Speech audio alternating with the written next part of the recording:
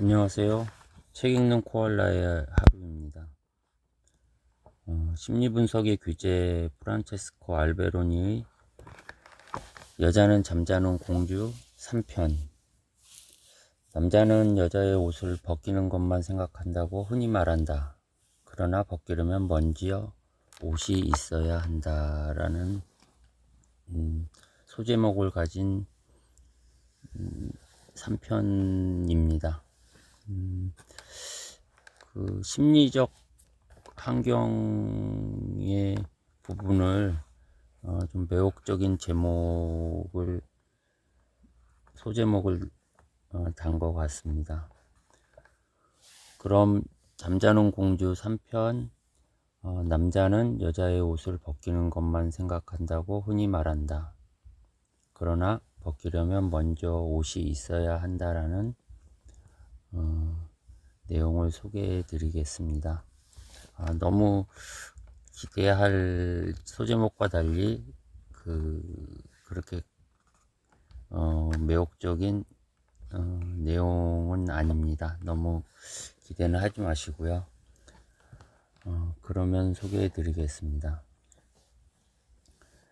여자의 유혹은 거절하기 어려운 에로틱한 감정을 불러일으킨다. 자주 만난 여자이거나 오늘 밤에 방금 만난 여자이거나 혹은 도저히 다가갈 수 없는 여자임을 알 때조차도 그렇다. 여자의 유혹은 남자의 성적 흥분을 발동시키고 욕망을 낳는다. 유혹을 받은 남자는 기름에 붓듯이 타오른다. 여자의 궁극적인 목적은 섹스가 아니다. 남자에게 사랑의 불꽃을 피우게 하고 추억과 노스탈지어가 되어 언제까지라도 숨쉴 욕망을 그의 마음속에 불어넣으려는 것이 여자의 의도이다. 유혹은 일종의 마술이다. 여자는 남자로 하여금 욕망에 눈뜨게 하고 그것을 자기에게 집중시키려고 한다. 여기에 성적 유혹이 때로는 안 돼요, 또 때로는 아직 이러시면 안 돼요가 되어 나타나는 비밀이 있다. 성적 만족을 허겁지겁 얻으려고 하는 성급한 몸짓은 마술이 아니다. 일을 치르고 헤어지면 아득하게 잊혀져도 상관없는 욕망과 욕망의 부딪힘일 뿐이다. 부담없이 섹스를 즐기고 일이 끝나면 헤어지는 것을 하룻밤 풋사랑이라고 한다. 에로틱한 유혹인 마술은 하룻밤 풋사랑과는 정반대이다. 섹스를 호소하는 몸짓은 간단하다. 치마를 벗고 가슴을 열어 젖히면서 오늘 밤 저는 당신 것이에요 하고 속삭이면 그만이다. 남자는 브레이크가 파열된 열차로 변해 금방 준비를 완료한다. 그러나 여자의 유혹은 이런 것이 아니다. 언제까지라도 기억하고 언제까지라도 사랑하지 않으면 곤란한 것이다.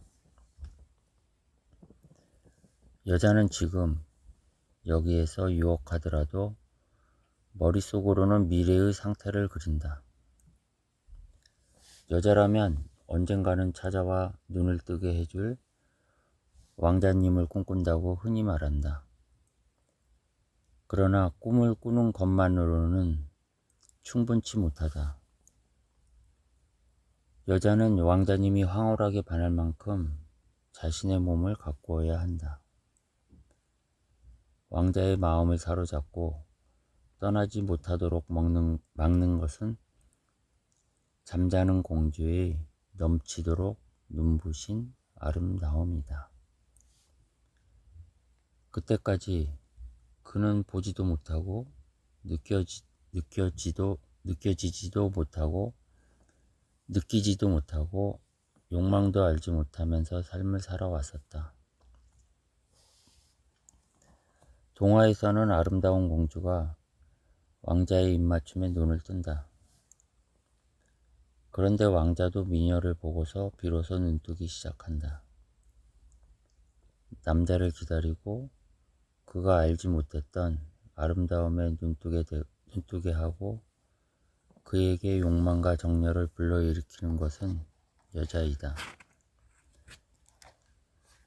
사랑스러운 여인으로 영원히 기억되기를 바라는 여자의 갈망을 훌륭하게 묘사한 크레브 부인은 17세기에 발표된 프랑스 소설로서 애정소설의 걸작이다. 아직 16살밖에 안 된 젊은 부인이 누물공을 만난다. 누물공은 정신을 빼앗을 만큼 멋지고 매력적인 남자이다. 그는 프랑스에서 제일 가는 돈환으로 마음만 먹으면 어떤 여자라도 굴복시킨다. 그렇지만 부인은 그 매력에 저항한다. 누물공은 부인이 굴복하지 않는다는 바로 그 이유 때문에 그녀에게 사로잡힌다. 여기에서 부인은 자신의 장래를 가름짓는 극적인 선택을 한다. 그녀도 누물공에게 마음을 빼앗겨 죽도록 사랑하지만 만일 여기에서 꺾인다면 그저 그에게 정복당하고 버림받는 여인 중에 한 사람으로 남으리라는 사실을 알고 있다. 그러한 것이 그녀가 살고 있던 궁정이라는 사회의 간섭이었다. 그래서 만일 누물공의 사랑을 영원히 간직하고 싶다면 그의 손이 미치지 않는 곳으로 떠나 몸을 숨기는 도리밖에 없었다. 그래서 부인은 수도원으로 들어가는 길을 선택한다. 관계의 지속을 바라는 여자의 갈망은 갖가지 형태로 나타난다. 여자는 남자가 계속해서 관심을 기울이고 있다는 증거를 확인하려고 한다. 그 증거는 행동이어야 한다. 전화를 하고 달콤한 속삭임을 말하고 장미 한 송이를 갖다 주고 여자는 보통 부드러운 속삭임, 애무, 포옹 등이 반복되면 기뻐하고 즐거워한다. 여자는 언제나 아름답고 친밀한 그리고 달콤하고 부드러운 목가적 만남을 원한다. 바쁜 일정 속에서 잠깐 시간을 내서 만나는 그러한 순간적인 만남에 만족하지 못한다. 영원한 허니문과 같이 언제까지라도 계속되는 만남을 원한다. 당연한 이야기지만 일 속에서 자기를 실현하는 여자, 산더미 같은 업무를 처리하느라 시간을 거의 내지 못하는 여자는 시간상으로는 남자처럼 행동할 수밖에 없다. 그러나 이러한 여자도 마음속 깊은 곳에서는 똑딱거리며 정해진 시간을 흐르는 시계같이 언제까지라도 계속될 수 있는 시간에 몸을 맡기고 싶어 한다. 그것은 해안에서 일광욕을 하는 것과 같은 기분일 것이다. 태양빛에 몸을 태워 아름다워지는 것도 즐거운 일이지만 태양은 감미롭고 부드러운 연인과 같은 존재이기도 하다. 여자는 상대가 사랑하지도 않고 좋아하지도 않는다는 사실을 깨달으면 공들인 노력이 물거품으로 돌아갔다고 깨닫고 견딜 수 없는 허무감에 몸을 떨며 상심한다. 상대에게 아무런 의미도 없는 존재가 된 자기 자신에게 그리고 자기를 그렇게 만든 남자에게 도저히 걷잡을 수 없는 분노를 터뜨린다. 이러한 현상은 결혼 생활을 하는 남녀에게서 흔히 발견된다. 여자는 사랑하는 남자와 함께 살면 꿈결 같은 시간이 지속되리라 상상한다. 남자의 행동이 단절적인 까닭은 일이나 그 밖의 외적인 조건 때문이라고 생각한다. 남자의 행동이 본래 그런 것이고 그것이 남자의 일반적인 욕망의 형태라고는 꿈에도 생각하지 못한다. 그래서 함께 산다면 모든 장애가 사라지리라 생각한다. 같은 침대에서 자고 같은 식탁에서 아침을 먹고 밤에도 둘만의 대화를 나눌 수 있다면 이것이야말로 미롤이 아니고 무엇이겠는가. 함께 있는 시간이 그대로 달콤하고 풍요롭고 만족에 가득 찬 시간이 되리라 생각한다. 남자가 짧은 만남 속에서 불꽃을 태우려고 하는 반면 여자는 만남의 시간을 길게 늘리고 그 시간을 꿈결처럼 보내려고 한다. 영원토록 장밋빛 기분으로 살고자 하는 것이다. 그러나 남자는 순간적이라도 정열을 있는 대로 불태울 수 있는 섹시한 만남을 원한다. 남자에게 여자와의 만남은 일상생활에서 벗어나는 둘도 없이 소중한 한때이다. 따라서 당연히 처음과 끝이 있다. 곧 일상생활로 돌아가야 하기 때문이다. 만남은 해방의 순간이고 풍요롭고 확실한 그리고 행복하고 만족스러운 자기 충전의 기회이다. 여자와의 만남이 끝나면 한층 확고한 자신감을 지니고 원래의 생활로 돌아갈 수 있다. 정열적인 연애의 경우에도 만남과 헤어짐의 즐거움은 변함없다. 게다가 남자는 여자보다 자주 영원한 순간을 체험한다. 그것은 시간의 중단이 아니다. 시간 밖에 있는 지극히 특수한 상태이다. 영원한 순간이 사라지면 시간이 되돌아온다. 그러나 영원한 순간에는 시간을 초월하는 가치가 있다. 그 순간을 생각할 때 현실의 시간은 일종의 장애이고 타락이며 영혼 속에서 살아간다는 본래 모습에서의 일탈이다. 그것은 신을 만난 사람의 체험과 비슷하다. 신을 만난 사람에게 신은 지극히 짧은 순간에 영혼 속에서 모습을 드러낸다. 사랑에 빠진 남자는 때때로 일종의 깊은 슬픔에 휩싸인다. 지금 맛보고 있는 영원한 순간이 시간 속에서 사라진다고 생각하면 견딜 수 없는 것이다.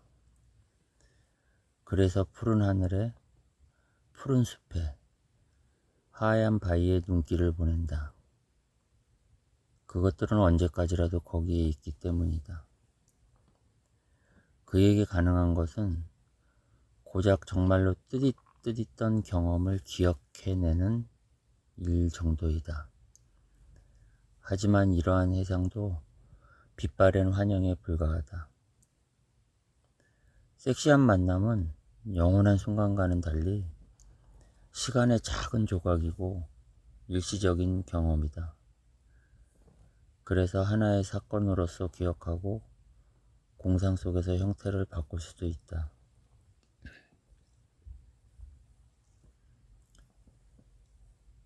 말할 나위 없이 사랑에 빠진 남자도 떨어져 있는 동안에는 마음이 연인에게로 달려간다. 때로는 걷잡을 수 없는 욕망에 사로잡힌다. 그녀에게 버림받았다고 생각하고 보고 싶은 마음에 몸을 떠는 일도 있다. 그렇지만 대개는 그녀를 다시 만나는 것만으로 기쁨이 되살아난다. 혈기에 넘치는 뜨거운 남자가 되는 것이다. 그는 연인을 만나자마자 어느 때보다 격렬하게 그녀를 탐한다. 헤어질 때는 반드시 다시 만나리라고 생각한다. 그녀의 사랑을 더욱 깊게 받아주리라 생각한다. 일상생활로 돌아온 후에도 그녀의 모습이 눈앞에 어른거린다. 그녀를 생각하는 것만으로도 힘과 용기를 얻는다. 무엇인가를 하면서도 그녀를 생각한다. 마음속에 있는 그녀는 그와 함께 있고 그를 떠받치고 그에게 기쁨과 만족을 준다. 남자는 생각만으로도 그녀와 함께 있지 못하는 시간을 메꿀 수 있는 것이다. 남자에게 연애의 감정이 없는 경우 여자를 다시 만나느냐, 만나지 않느냐는 만남이 어떠할 것이냐에 달려있다. 만일 지난번 만남이 만족스러웠다면 다시 만나고 싶어 한다. 그리고 이번 만남도 좋았다면 또다시 만나고 싶어 한다. 만남이 지루했구나, 어떤 골치 아픈 문제가 생겼거나 또는 지금의 일상생활이 너무 혼잡하고 어수선해서 정신이 없으면 다시 만나려고 하지 않는다. 에로틱한 순간이 아무리 쾌감을 주더라도 영속적인 관계를 맺기에는 충분치 못하기 때문이다. 남자가 연애에 빠져 정말 깊고 깊은 인상을 받을 때만 쉽게 식지 않는 관계가 생긴다. 여자는 이러한 관계를 동경하지만 깊은 관계는 정말 어쩌다가 생길 뿐이다. 그래서 여자는 남자와의 관계가 정말 연애인지 알아내기가 쉽지 않다. 육체관계의 지속을 연애라고 혼동하는 일이 흔히 있지만 그것은 여자에게는 가치가 있더라도 남자에게는 별다른 의미가 없다. 그래서 여자는 때론 남자에게 울고불고 매달리거나 교태를 부리곤 한다. 남자의 단절성을 없애기 위해 여자는 끊임없는 유혹을 되풀이하는 처지가 되는 것이다. 여자가 남자에게 거는 마법은 보통 한동안만 효력을 볼 뿐이다. 이것이 여자가 상대에게 실망하고 상대를 원망하게 되는 결정적인 이유이다. 사랑의 포로가 되지 않고 그녀의 유혹에 정열적인 반응을 보이지 않는 남자는 여자에게 냉정하고 매몰차고 비정하게 보인다. 그래서 여자는 남자에게 눈을 떼려고 하지 않는다. 상대방이 남편이든 연인이든 관계가 없다. 여기에는 모성이 끼어들 여지가 없다. 이것은 유혹 그리고 에로티시즘과 관계가 있는 일이다. 모든 여자는 눈에 불을 켜고 자기와 연인 사이에 타오르고 있는 사랑의 불꽃을 꺼트리지 않으려고 한다. 끊어질 듯 말 듯한 마치 가는 실과 같은 에로틱한 관계를 끊어뜨리지 않으려 필사적으로 노력한다. 여자는 마음에 드는 남자와 연애를 시작하려고 할 때 집을 바꾼다. 집을 가꾸는데 믿을 수 없을 만큼 많은 정성을 쏟는다. 남자가 여자의 집을 보고 기쁨과 생기를 되찾도록 참을성 있게 매력적으로 가꾸기 시작한다. 만일 자기 집이 없으면 빌려서라도 눈부시게 꾸민다. 보금자리인 집은 여자의 기본적인 관심사의 하나이다. 그것은 한마디로 자기 자신, 자기 신체의 연장이다. 여자에게 있어 집은 자기 신체의 연장인 것이다. 잠옷, 침대를 꾸미는 꽃무늬 시트와 커튼, 화사한 색깔의 벽지, 예쁘게 가꾼 꽃과 화분도 그녀의 연장이다.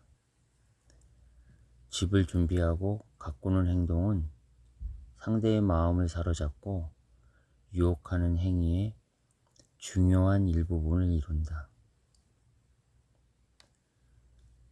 가구를 다루는 잡지는 패션이나 미용관계 잡지에 결코 뒤지지 않는 에로틱한 분위기로 가득 차 있는 것을 볼 수 있다. 에로티시즘의 면에서 보면 적절한 분위기는 남자에게도 커다란 의미가 있다. 남자의 공상과 실제 행동은 다르다. 공상하거나 기억을 더듬을 때는 주로 여자의 몸에 관심을 기울이지만 실제로 섹스를 할 때는 잠옷과 향수, 여자 집의 분위기에 매혹되고 흥분을 느낀다. 남자는 여자의 옷을 벗기는 것만 생각한다고 흔히 말한다. 하지만 벗기려면 먼저 옷이 있어야 한다. 스트립쇼에서조차도 그 의상이 풍기는 에로티시즘을 무시하지 못한다는 것이다. 그러나 벗길 수 없는 옷도 있다. 거기에 있는 방과 집이 바로 그것이다. 여자의 육체는 언제나 아름답고 향기로운 그리고 매혹적인 꽃 속에 있다. 집은 가구, 갖가지 천, 색, 분위기, 밝음만으로 이루어진 공간은 아니다. 환대도 집을 이루는 하나의 요소이다. 일본의 기생들은 환영하는 마음을 주로 남자의 감성에 호소하는 방식으로 나타낸다. 여자가 이런 식으로 환대하면 남자의 감성은 더할 나위 없이 자극받는다. 남자들은 싱글벙글 입을 다물지 못한다. 마치 자기가 하늘 아래 최고의 남자가 된 듯한 착각에 빠져 시적인 분위기를 연출하는 주역에게 매료된다. 서양의 고급 창녀들도 아름다운 저택을 꾸미고 남자를 맞는 기술을 체득하고 있다. 그러나 거리의 창녀들에게는 이런 자질이 전혀 없다. 그녀들은 고급 창녀들처럼 남자를 집으로 끌어들일 필요가 없기 때문이다. 유혹하는 여자에게 좋지 않게 작용하는 것은 나에게는 매력이 없어서 깊은 감정을 남자의 마음 속에 심어줄 수가 없다는 두려움이다.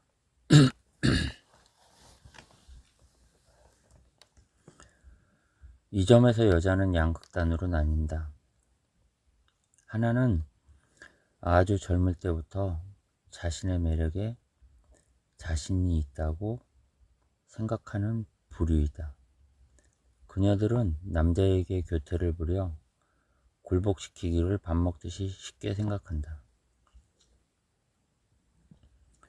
또 하나는 도대체 이럴 자신이 없는 여자들이다. 이 책에서는 여자의 역할이 무엇인가에 대해 깊이 다룰 생각은 없다. 그러나 한 가지 언급하고 싶은 것은 자신만의 성적 매력에 자신이 없는 여자는 어떻게 해서라도 관계를 지속시키려고 한다는 점이다. 그녀는 애처로울 만큼 남자에게 매달린다. 남자를 잃는다는 것을 극도로 두려워하기 때문이다. 남자를 위해서라면 일도 아이를 가지는 것도 단념한다. 인생에서 주어지는 모든 기회를 다 바쳐도 좋다고 생각한다. 사회적으로 가치 있는 직업에 종사하는 여자 중에도 바로 이러한 이유 때문에 별 볼 일 없는 남자와의 관계를 끊지 못하고 남자를 위해서 모든 것을 바치는 여자들이 있다. 이는 그녀들의 정치 사상과는 별개의 문제이다. 이러한 유형의 여자들은 박력 있는 페미니스트 중에서도 발견된다. 예, 여기까지입니다. 제목은 상당히 매혹적이었는데 환경적인 요소에서 자신만의 성적 매력, 자신만의 매력이라는 그 주제로 저자는 얘기하고 있는 걸 볼 수 있습니다. 다음 편에서는 백설공주의 유혹과 마녀의 유혹이 있다. 유혹할 가치가 없는 남자에게 더 이상 관심이 없다라는 글을 소개해 드리겠습니다. 시청해 주셔서 감사합니다.